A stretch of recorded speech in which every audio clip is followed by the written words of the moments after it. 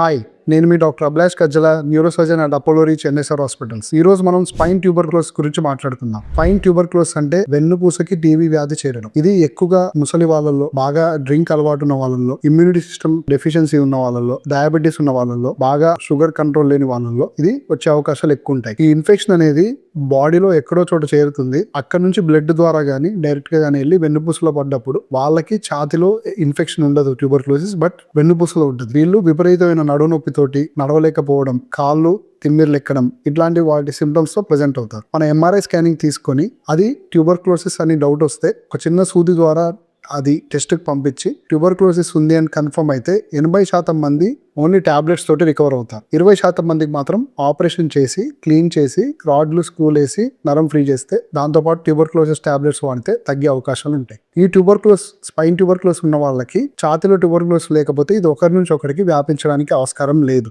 ఇంకోటి, spine tuberculosis ఉన్న వాళ్ళు 18 నెలలు ట్యూబర్క్లోసిస్ డ్రగ్స్ వాడాలి.